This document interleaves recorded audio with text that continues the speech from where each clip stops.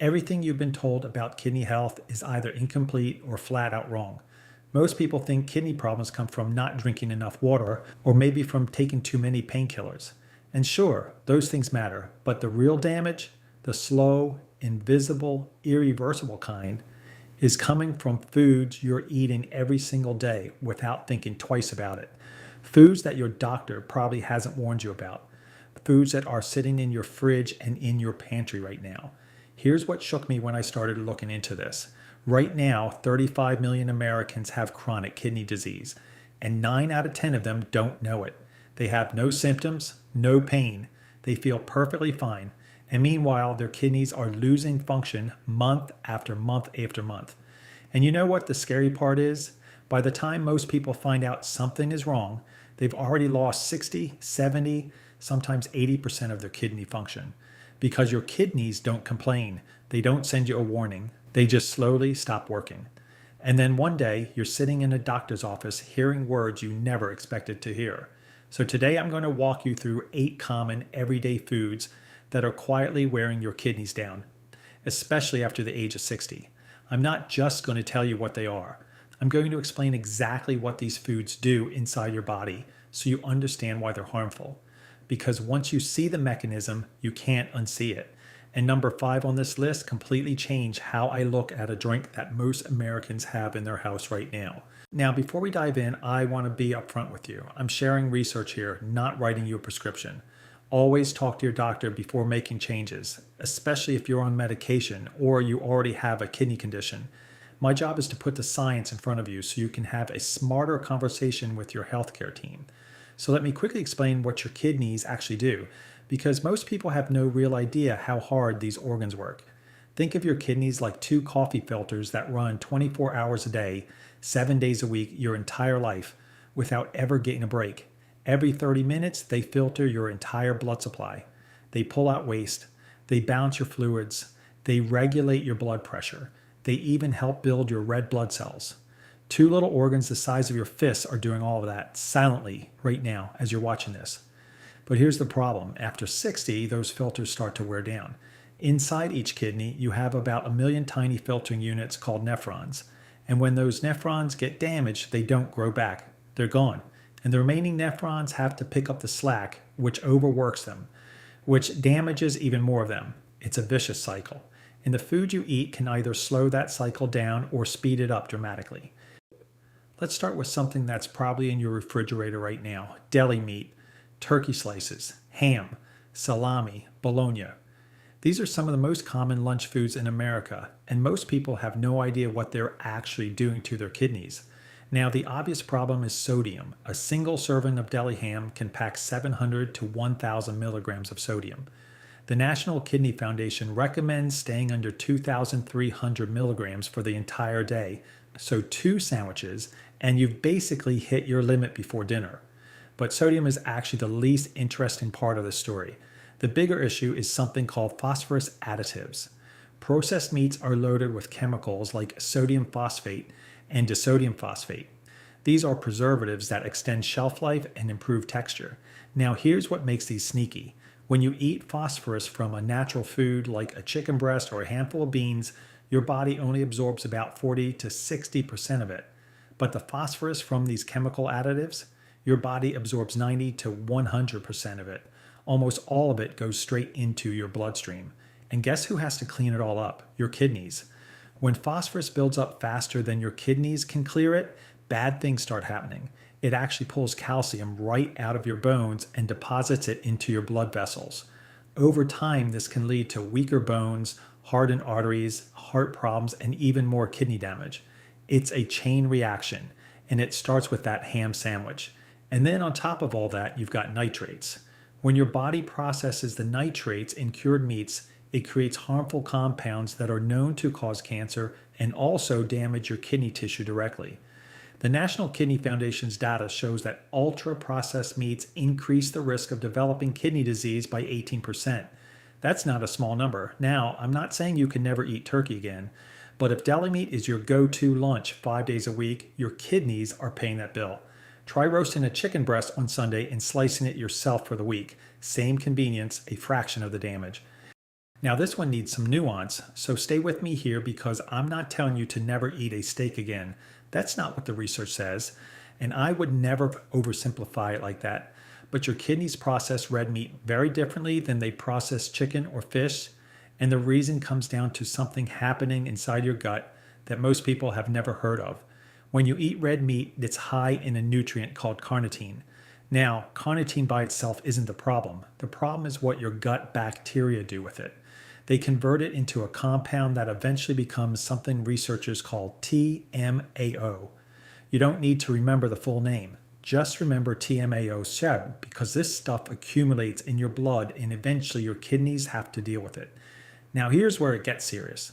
The Cleveland Clinic tracked over 10,000 adults with normal kidney function for 10 years, and what they found was remarkable. The more TMAO in your blood, the more likely you were to develop kidney disease. In fact, TMAO turned out to be as strong a risk factor as diabetes and high blood pressure. Those are the two biggest causes of kidney failure in America, and TMAO was right there with them. And what TMAO actually does to your kidneys is nasty. It triggers inflammation, creates chemical damage to your cells, and causes scarring of your kidney tissue. And scar tissue doesn't filter blood, it just sits there. Once it forms, that part of your kidney is done. But here's the good news. And this is important. Over 63,000 adults were followed for more than 15 years, and those who simply replaced one serving of red meat per day with fish, poultry, or legumes had a lower risk of kidney disease. You don't have to eliminate red meat. You just have to stop making it the center of every single meal. Give your kidneys a break. Have it twice a week instead of every day. Your gut bacteria will produce less TMAO, and your kidneys will have less damage to deal with. Now here's something most people never connect. You worry about sugar because of your weight, maybe because of diabetes. But how many people think about sugar in their kidneys? Almost nobody. And they really should. Over 127,000 adults were studied, and the results were clear. People who drank more than one sugar-sweetened drink per day, one soda, one sweetened iced tea, one lemonade, had a 19% higher risk of developing chronic kidney disease compared to people who avoided them. But here's the part that really surprised me. A lot of people switch to diet drinks, thinking they're doing something good for themselves. But artificially sweetened beverages were actually linked to a 26% increased risk of kidney disease. Diet soda came out worse than regular soda. Why does sugar hurt your kidneys? Because when your blood sugar spikes, your kidneys go into overdrive trying to filter it. They start working way harder than they're designed to. Think of it like revving your car engine way past the red line. It doesn't blow up right away, but you keep doing that day after day, month after month, and eventually that engine wears out much sooner than it should. That's what sugar does to your kidneys' filtering units. And the artificial sweeteners, turns out they may mess with your gut bacteria in ways that create metabolic problems, which circles right back to what we just talked about with red meat and gut bacteria. Everything is connected. And you know what? The only substitution was that actually lowered the risk? Water. Just plain water. That's it. If you're drinking 2 or 3 sodas a day, diet or regular, swapping them for water might be one of the single most protective things you can do for your kidneys. This is the one that surprised me the most.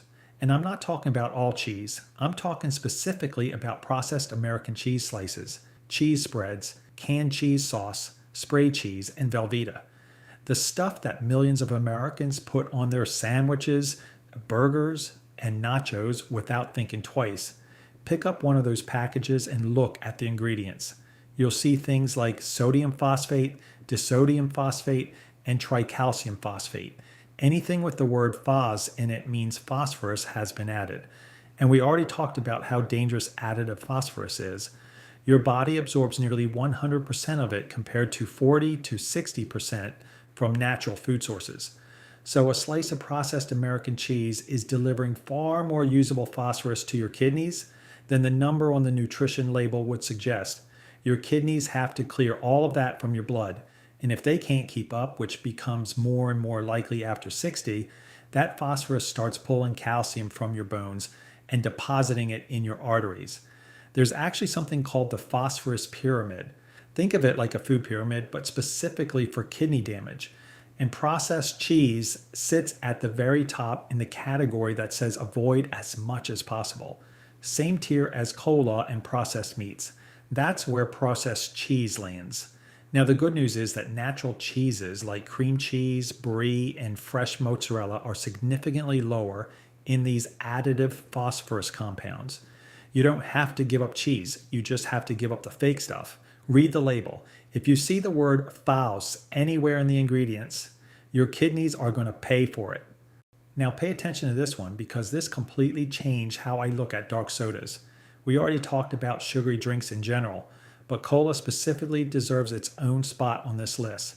And the reason is a single ingredient called phosphoric acid. Phosphoric acid is what gives cola that sharp, tangy bite. It's the flavor that separates a Coke or Pepsi from a Sprite or ginger ale, and it delivers phosphorus directly into your bloodstream, the highly absorbable kind that your kidneys have to work overtime to clear. Here's what really opened my eyes. People with newly diagnosed kidney disease were compared to healthy people living in the same community, and the ones drinking 2 or more colas per day had more than double the risk of kidney disease. And this was true for both regular and diet cola because both contain phosphoric acid. And here's something that should concern every woman watching this. Over 3,000 women were tracked for 20 years, and the ones who drank 2 or more diet sodas per day had a 30% greater decline in kidney function compared to women who didn't drink diet soda. Think about that. Same women, same age group. The difference was the soda, and here's what baffles me. People will argue about whether to buy organic apples because they're worried about tiny traces of pesticide residue, but they'll drink 3 cans a day of a liquid that contains phosphoric acid, caramel coloring, and artificial sweeteners. I use phosphoric acid to descale my coffee maker, to dissolve mineral buildup. Now think about that flowing through your kidneys every single day for 20 or 30 years. There's a simple rule. If the soda is dark brown, it almost certainly contains phosphoric acid. Clear sodas like lemon lime drinks generally use citric acid instead and are much less of a kidney concern. But the real answer is water, herbal tea, sparkling water with a squeeze of lemon if you miss the fizz. Yeah, that's what your kidneys actually want.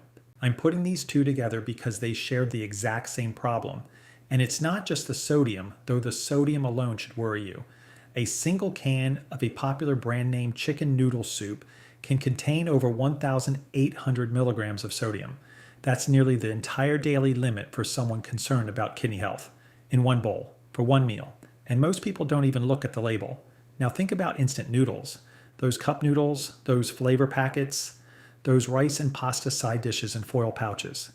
A single packet of instant ramen can hit 1,500 to 2,000 milligrams of sodium. And I know some of you are thinking that's a young person's food, but check your pantry.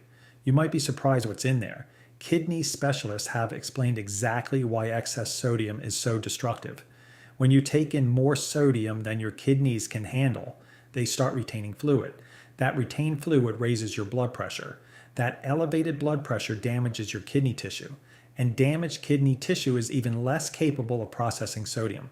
So you retain even more fluid. Your blood pressure goes even higher. More kidney damage, more fluid retention. Round and round it goes, getting worse with each cycle. And the data backs it up. Across 460,000 people, the more salt you habitually eat, the higher your risk of chronic kidney disease. But it's not just the sodium in these products. Check the ingredient labels and you'll find phosphorus additives, flavor enhancers, and a whole list of ultra-processed chemicals. People who eat the most ultra-processed foods have a 24% higher risk of kidney disease, according to the National Kidney Foundation. These soups and noodle products are basically the perfect storm of everything your kidneys don't want. Extreme sodium, phosphorus additives, and chemical preservatives all packed into one convenient little package. Here's something practical that takes 30 seconds. If you eat canned beans or canned vegetables, rinse them under running water for a full minute before cooking. That alone can cut the sodium content by up to 40%. And if you love soup, make a big batch at home on the weekend using low sodium broth and fresh vegetables. Store it in containers for the week. Same comfort, same warmth, a fraction of the kidney damage.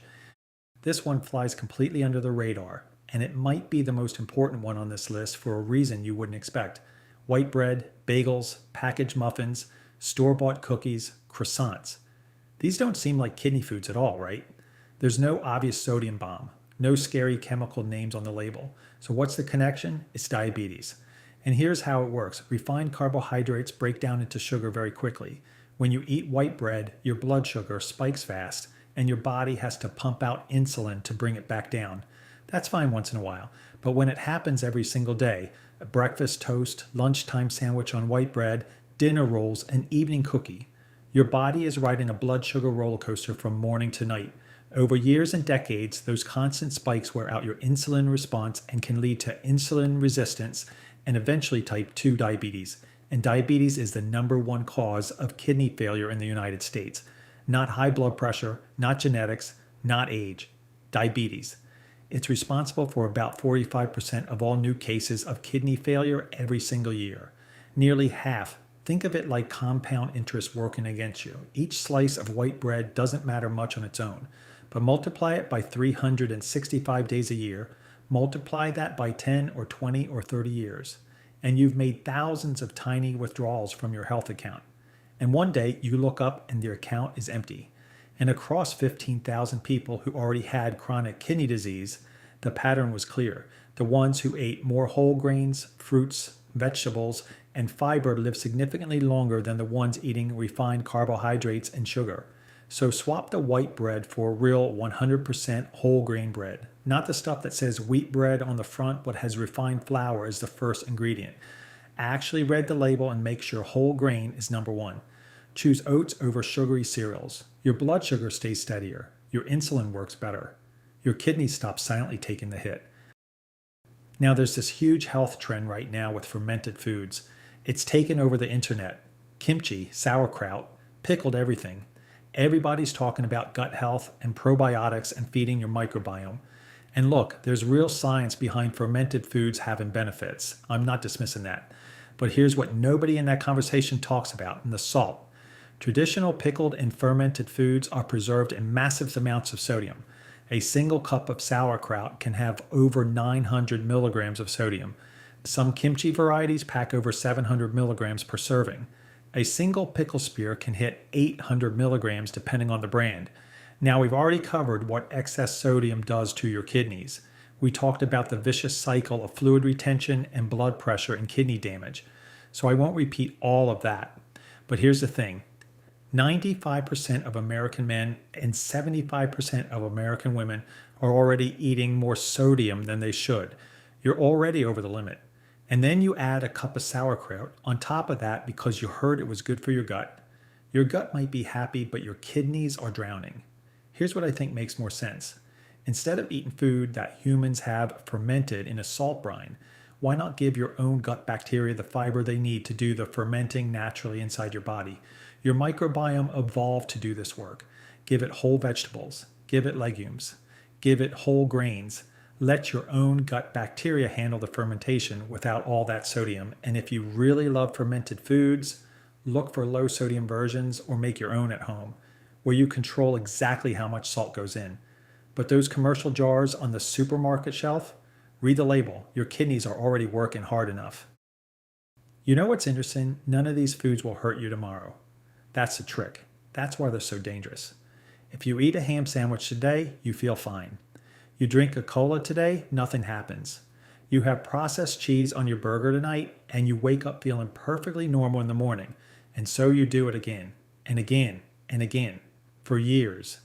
And that's exactly how 35 million Americans ended up with kidney disease without knowing it. Not from one bad meal, from thousands of normal ones. Your kidneys never sent them a warning. There was no pain, no sign, just a slow, quiet decline that happened so gradually they never felt it. And by the time they sat down in a doctor's office and heard the diagnosis, the damage was already done. You can't unscar a kidney, you can't regrow nephrons. Once that filtering capacity is gone, it's gone. But here's what you can do. You can stop the bleeding, starting right now. Starting with your next meal. Rinse your canned beans before you cook them. Pour yourself a glass of water instead of reaching for that cola. Slice your own chicken breast instead of buying the deli stuff. Check the back of that cheese package, and if you see the word "faux" anywhere, put it back on the shelf. Pick up a loaf of real whole grain bread instead of the white one you've been buying for 30 years. These are not big sacrifices. Nobody's asking you to overhaul your entire life. But these tiny adjustments, meal after meal, week after week, they compound. Just like the damage compounds in the wrong direction, the protection compounds in the right direction. And 5 years from now, 10 years from now, your kidneys will still be filtering your blood the way they're supposed to. And you'll never end up in that doctor's office hearing those words. That's worth a few changes at the grocery store. I think you'd agree. Now I'm curious, which of these 8 foods surprised you the most? I want to hear from you, so drop it in the comments. And if there's someone in your life over 60, a parent, a spouse, a friend, a neighbor, who eats any of these foods regularly, do me a favor. Send them this video. Don't just tell them about it, actually send it. Because they're not going to look this up on their own. And this information could genuinely change the next 20 years of their life. In my next video, I'm covering the top 10 foods that actually melt fat from your liver naturally after 60. And some of them are so simple you'll wonder why nobody told you about them sooner. You really don't want to miss that one. I'll see you there.